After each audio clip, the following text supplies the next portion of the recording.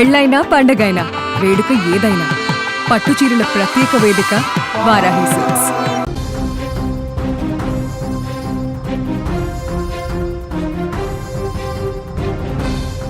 కాకినాడ జిల్లా తుని మండలం CH అగ్రహారంలో miss అయినటువంటి చిన్నారి జ్ఞానేశ్వరి ఆచూకీ నెల రోజులైనా కూడా ఇంకా ఎలాంటి ఆచూకీ లభించట్లేదు. తాజాగా ఈ కేసులో నిన్న కొంత చిన్న హడావిడైతే నెలకొంది. ఈ కేసుకు సంబంధించి కొంత మిస్అండర్స్టాండింగ్ జరిగి సోషల్ మీడియాలో విపరీతమైనటువంటి చర్చకు దారితీసింది.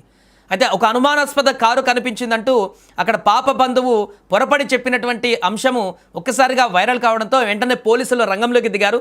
దీంతో అసలు ఆ కారు ఎలా ఆ ఒక బంధువును ఢీకొట్టింది, ఆ యొక్క ప్రమాదం జరిగినటువంటి సందర్భానికి గతంలో ఉన్నటువంటి దానికి ఏమైనా సంబంధం ఉందా, అసలు ఆ బంధువు ఏం చెప్పాడు, పోలీసులు ఎంట్రీ తర్వాత ఏం జరిగింది, పూర్తి వివరాలు అంటే నిన్న ఒక్కసారిగా ఒక కారు అంశం అనేది అక్కడ మరొకసారి హడావుడి వాతావరణాన్ని క్రియేట్ చేసింది. కొంత పొరపడి, ఎందుకంటే నెల రోజులు అవుతుంది పాప ఆచూకీ లభించక పోస్టర్లు అంటించడానికి ఊరూరా తిరుగుతూ నిత్యము బంధువులు ఆ ప్రెజర్లో నిమగ్నమైనటువంటి సందర్భంలో అనుకోకుండా జరిగిన ఒక ప్రమాద ఘటనను చూసి తీవ్ర భయాందోళనకు గురయ్యారు.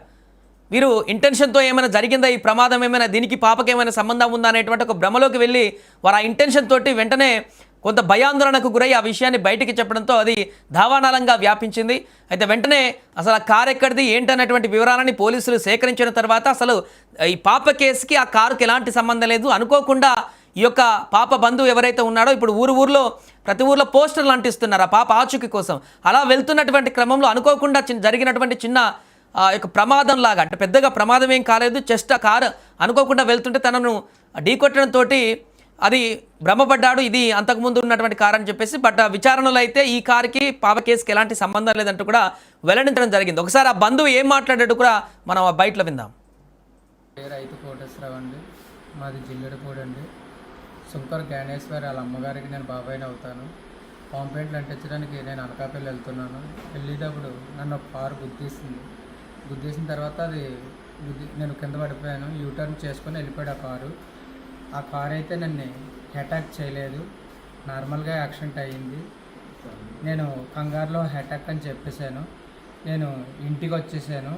ఇంటికి వచ్చేసి ఇంటి దగ్గర పడుకున్న తర్వాత మీడియా వాళ్ళు వచ్చి అడిగితే కంగారులో వాళ్ళకి కూడా ఇక్కడ సిహెచ్ అగ్రహారంలో చూసిన కారు ఆ కారు ఒకటి కాదు, రెండు ఒకటి అనుకొని నేను కంగారులో అలా చెప్పేశానండి. ఇంతేనండి జరిగిందా. నన్ను అయితే అటాక్ చేయలేదు, నార్మల్గా యాక్సిడెంట్ అయ్యింది. రైట్, అది ఆ కంగారులో ఆ వ్యక్తి ప్రమాదం జరగడం చేత వెంటనే అంతకుముందు వచ్చినటువంటి కారు కూడా ఇదే అయి ఉండొచ్చని అనుకున్నాడు. ఆ సందర్భంలోనే వార్త దావానాలంగా బయటకు వెళ్ళడంతో పోలీసులు విచారించాక అది అసలు సంబంధం లేదని తెలిసింది. ఇక దీనికి సంబంధించిన పూర్తి వివరాలు తెలుసుకుందాం. మా ప్రతినిధి తుని నుంచి శ్రీను ఫోన్ లైన్లో సిద్ధంగా ఉన్నారు. శ్రీను, ఏం జరిగింది నిన్న రాత్రి? ఒక కారుకు సంబంధించిన వార్త ఒక్కసారిగా వైరల్గా మారింది, ఏదో పాపకు సంబంధించిన ఆచూకీ దొరికిందంటూ ప్రచారం జరిగింది. ఆ తర్వాత మళ్ళీ క్లారిటీ కూడా పోలీసులు ఇచ్చినట్టుగా తెలుస్తుంది. ఏం జరిగింది అసలు? సాయి, ఏదైతే జ్ఞానేశ్వరి పాప మిస్సింగ్ కేసు ఉందో నెల రోజులు దాటింది.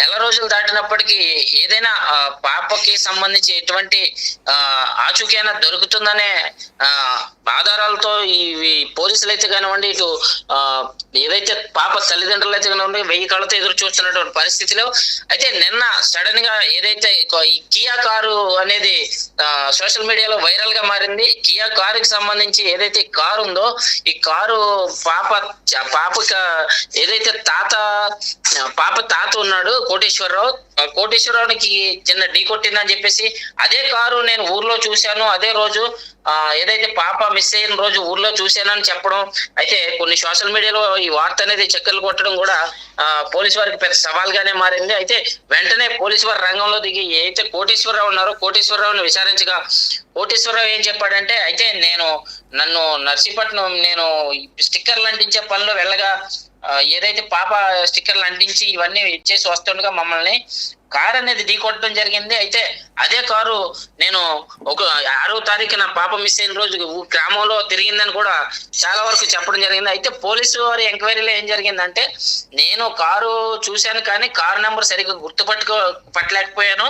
ఆ నెంబర్ కి కియా కారుకి ఎటువంటి సంబంధం లేదు. ఆ యొక్క కారు నెంబరు ఈయన చెప్పినటువంటి నెంబర్ ఏదైతే ఉందో అది వేరే వెహికల్ నెంబర్ గా పోలీసులు అయితే గుర్తించారు. అయితే వెంటనే అతన్ని విచారించగా అతను చెప్పింది ఏంటంటే, నేను ఒక్కసారిగా కింద పడిపోయిన దానికి నాకు కొంచెం మతి స్థిమితంగా అయిపోయాను. దానిపైన నేను భయభ్రాంతులకు గురయ్యి నేను ఇలా చెప్పవలసి వచ్చింది అని చెప్పేసి కూడా పోలీసులకి అయితే కోటేశ్వరరావు వివరించారు సాయి.